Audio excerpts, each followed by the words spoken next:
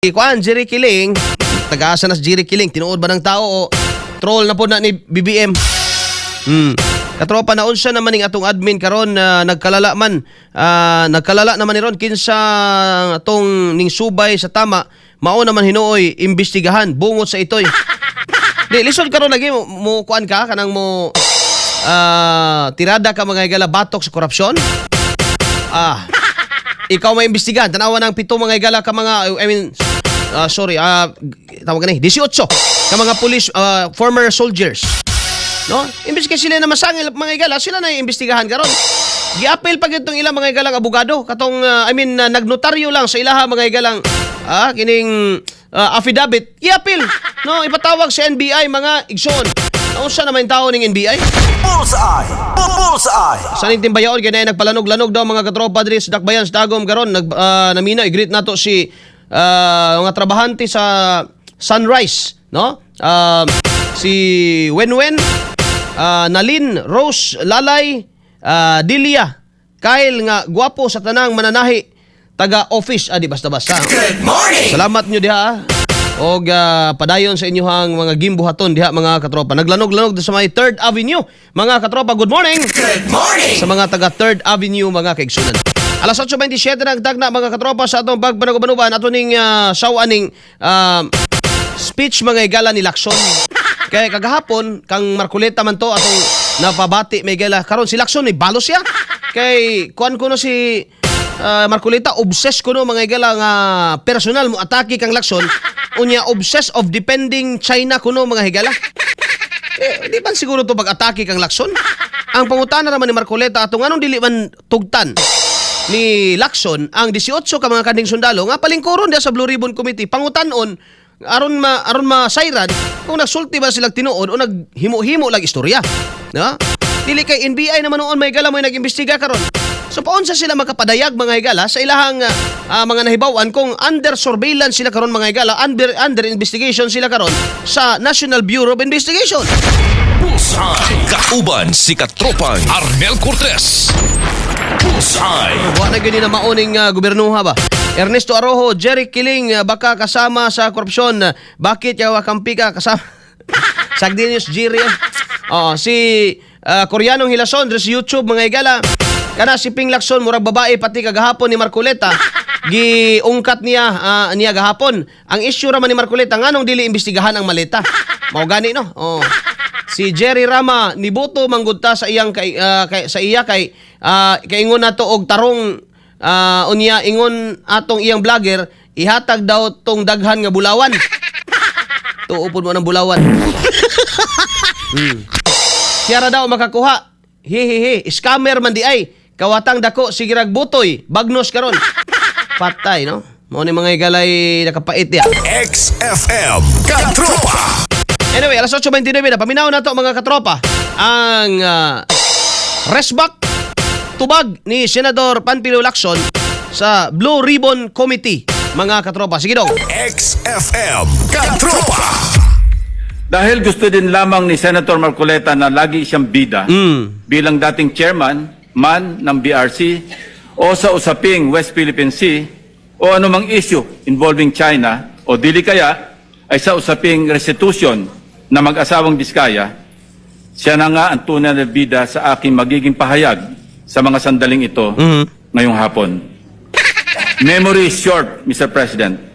With that said, and with your indulgence, let me refresh our memory on the historical background of the animosities, or shall I say, why the gentleman from Tarlac and Pampanga, Senator Rodante Marcoleta, has become so obsessed with tagging and bad-mouthing this representation, as he has become obsessed with defending China in many fora, like in the confirmation hearing of 35 senior officers of the Armed Forces of the Philippines, but especially when he interpolated our distinguished colleague from the majority bloc, Senator Francis Kiko Pangilinan, when he sponsored and defended Senate Resolution number 37 last February 2.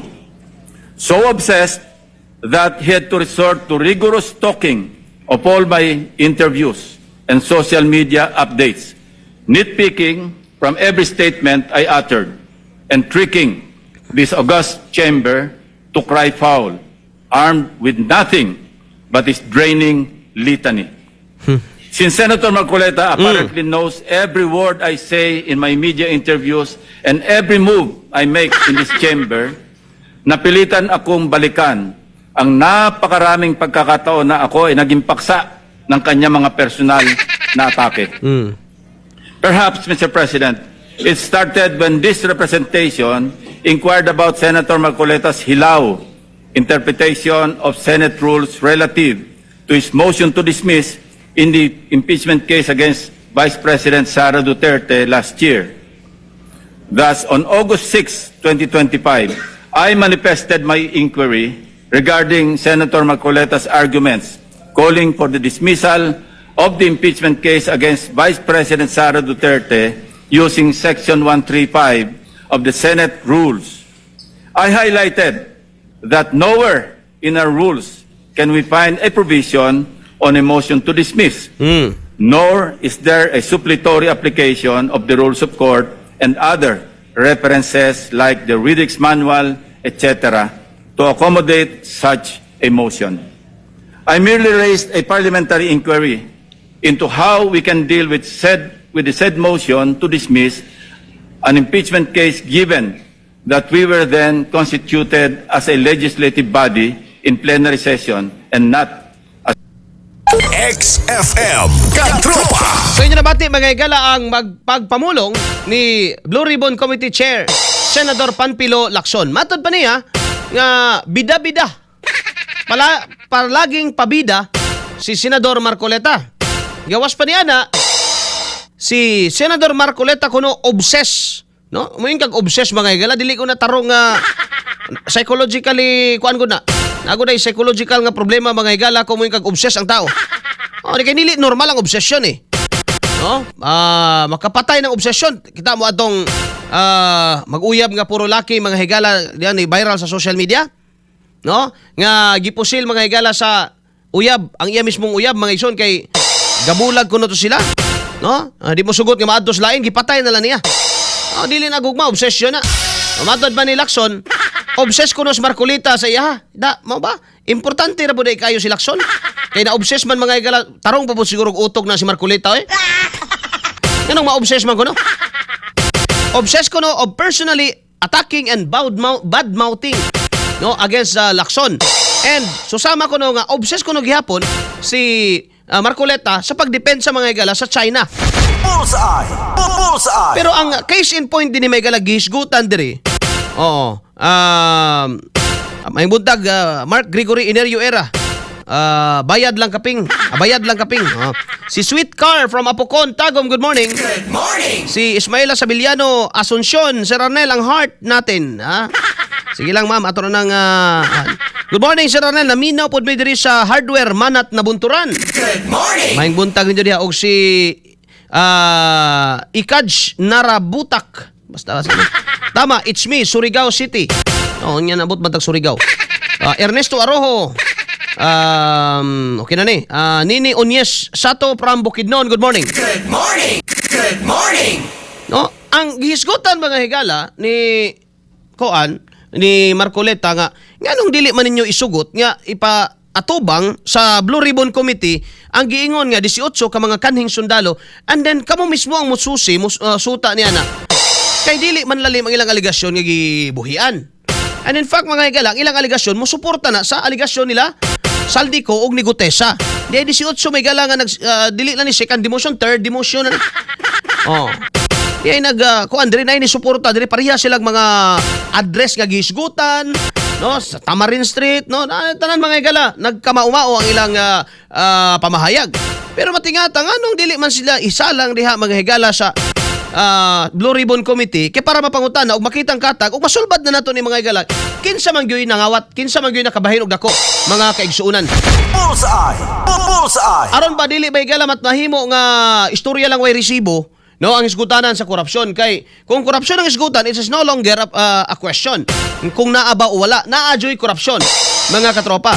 Even ang Senado, even DPWH, even mga higala mga investigasyon ganyan to nagsulti gyud nga naa gyud nawala ang pangutana ron kinsa may nakapahimulos sa nawala, di ba?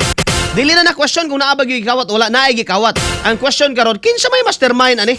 Bullseye. Bullseye. Now, kini may gala si Saldico na ay mga ginatudlo. No, iya mga galang ginatudlo ni sila Saldico, gitudlo ni Saldico may gala si Romualdez ug si BBM. Ug uban pa, pagabot na sa kang Gutesa mga gala, maupod. Napagabot na ni may galang 18 ka mga kaning sundalo mao rang gyapon.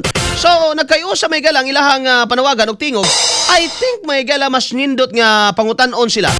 Itaral sila, ipaatubang sila mga higala diha sa Senate Blue Ribbon Committee aron makita ang katag mga kaigsuonan.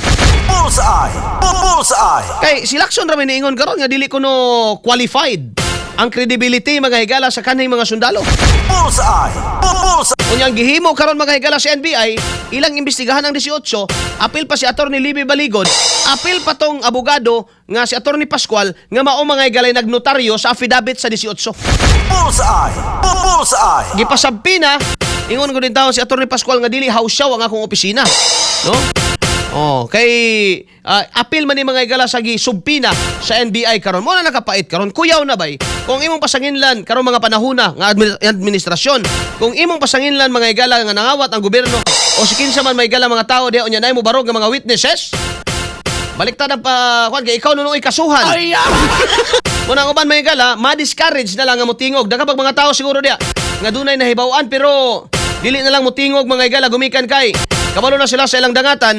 Kung mutingog sila may gala, gilayon silang imbestigahan.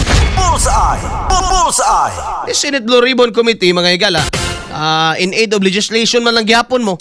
Dapat ino nang i-invite na 18 diha na makitang katang. Dili kay mahadlok mo maisgutan pag ma-mention sila BBM o sila Romualdez, so sa magklase na. Ha? Kung sila na sila mga untouchable? Bullseye. Bullseye. Nga mo'y nakaingon mga higala sa kapito sa atong nasod karon. Di kabalo. Pastilan. Carmelita Panyamugan. Good morning, sir. Watching from Hong Kong. Good morning. Floser Fida.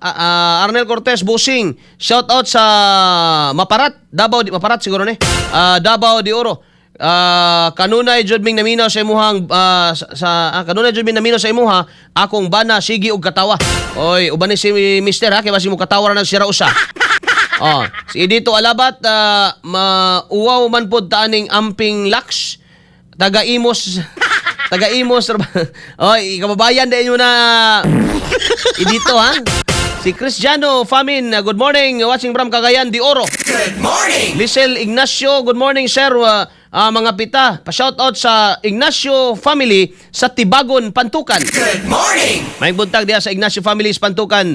Virginia Bitor, good morning Sir Arnel. Shoutout ko sa Taga-Butuan, Bitor family. Patanaw, Timkang family from Virginia Bitor. Good morning. Lugang pa diri mga higala si Ma'am Josefina Tapakal diya sa may Kabayangan. Salamat sa pagpaminaw, ma'am. Good morning. Oo, si Roxine Gumban, good morning, katropang Arnel.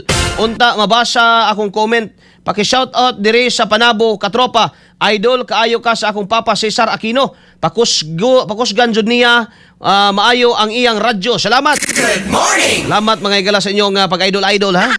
Aning kamot sa diri katropa nga, daghan pag mga hisgutanan na atong mapresentar ninyo. Maning kamot, ganita mahadlok mga higala sa pagbatok ni ining kahiwian sa pagkakaroon.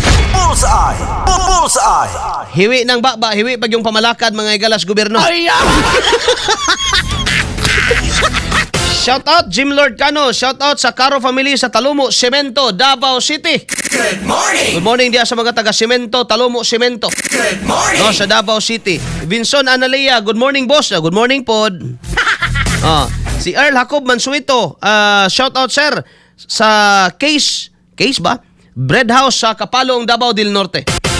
Morning, Ray Cardano, watching from Davao City. Good morning. May buntag nyo diya sa mga taga Davao mga igala, no? Si Jim Lord Caro o si Ray Cardano nagtanaw may igala gikan sa Dakbayan sa Davao mga katropa.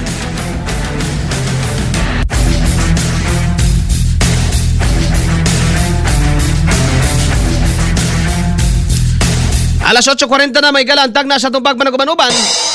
Sa himo ni Lacson mga igala, halata ra kaayo.